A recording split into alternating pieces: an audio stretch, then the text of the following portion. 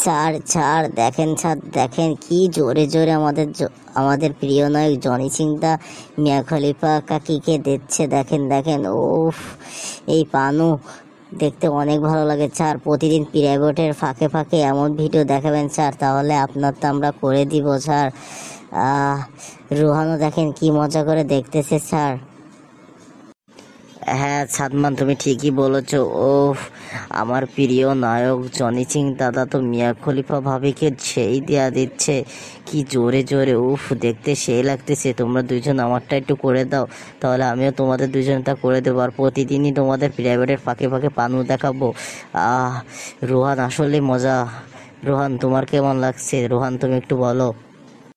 হ্যাঁ স্যার, সাদমান ঠিকই বলেছে স্যার, সেই লাগতেছে সেই। স্যার প্রাইভেটের ফাঁকে ফাঁকে প্রতিদিনই এমনটা দেখাবেন স্যার। স্যার জানেন জানেন, এমন ভাবে সাদমান পুরো বাড়িনগর স্কুলের সমস্ত মেয়েদেরও এমন ভাবে খেয়ে দিয়েছে, এর থেকেও জোরে জোরে সাদমান পারে।